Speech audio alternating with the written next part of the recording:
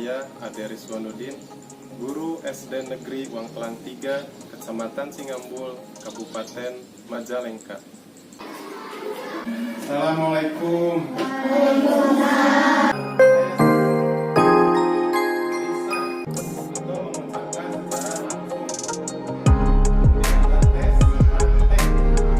Seperti yang telah kita ketahui bersama, Bapak Pendidikan Nasional Ki Hajar Dewantara telah menyampaikan bahwa maksud dari pendidikan adalah untuk menuntun segala kekuatan kodrat yang ada pada anak-anak, agar mereka sebagai manusia maupun anggota masyarakat dapat mencapai keselamatan dan kebahagiaan yang setinggi-tingginya. Saya merasa praktik ini penting untuk dibagikan. Sejatinya sebagai manusia tentunya kita tidak luput dari yang namanya ketidaksempurnaan. Setiap guru pasti mengalami situasi dan kondisi yang tidak diharapkan ketika melaksanakan kegiatan pembelajaran. Semoga praktik baik yang saya bagikan ada manfaatnya dan menambah referensi Bapak dan Ibu sekalian dalam mengimplementasikan kurikulum Merdeka. Peran dan tanggung jawab saya dalam praktik ini untuk merespon karakteristik murid-murid yang beragam ini adalah dengan mengimplementasikan pembelajaran yang berdiferensiasi.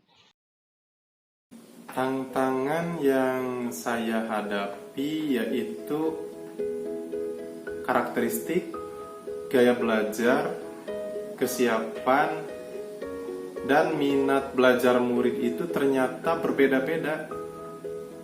Setiap harinya tanpa disadari, saya dan Bapak Ibu sekalian pasti dihadapkan pada keberagaman yang banyak sekali bentuknya. Sehingga seringkali kita harus melakukan banyak pekerjaan atau membuat keputusan dalam satu waktu. Misalnya saat mengajar di kelas, seorang guru mungkin harus membantu satu muridnya yang kesulitan. Namun di saat yang sama harus mengatur cara bagaimana agar saat kita membantu murid tersebut, kelas kita tetap dapat berlangsung dengan kondusif. Dalam kesehariannya, kita sebagai guru akan senantiasa melakukan hal ini, sehingga kemampuan untuk multitasking ini secara natural sebenarnya dimiliki oleh kita. Langkah-langkah yang paling sering saya lakukan yaitu mengelompokkan murid dengan gaya belajarnya masing-masing. Gaya belajar yaitu bagaimana murid memilih, memperoleh, memproses, dan mengingat informasi baru.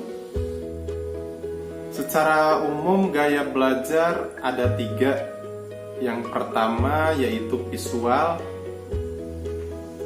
yaitu gaya belajar dengan melihat. Misalnya melalui materi yang berupa gambar, menampilkan diagram, PowerPoint, catatan, video. Auditori yaitu belajar dengan mendengar, misalnya mendengarkan penjelasan guru, membaca dengan keras, mendengarkan pendapat saat berdiskusi, mendengarkan musik. Kinestetik yaitu belajar sambil melakukan, misalnya bergerak dan meregangkan tubuh, kegiatan hands-on, dan sebagainya. Ada beberapa strategi yang saya lakukan untuk mengidentifikasi kebutuhan belajar murid. Ada beberapa contoh cara-cara yang dapat kita lakukan untuk mengidentifikasi kebutuhan belajar murid. Yang pertama, mengamati perilaku murid. Melakukan penilaian untuk menentukan pengetahuan, keterampilan, dan sikap mereka saat ini. Dalam proses mengelompokkan gaya belajar murid ini, yang saya lakukan di kelas yaitu semua murid diberikan tes yang sama, baik itu tes tulis, tes lisan, maupun tes praktek. Pasti setiap anak menunjukkan hasil tes yang berbeda-beda. Yang terlibat dalam praktik yang saya lakukan ini, yang pertama tentunya saya sebagai gurunya, wali kelas sebelumnya, orang tua wali murid, dan murid-murid yang ada di kelas yang saya ajar. Respon pertama yang saya rasakan yaitu rekan guru merasa bahwa apa yang saya lakukan terkesan mengada-ada atau bahasa zaman sekarangnya disebut lebay.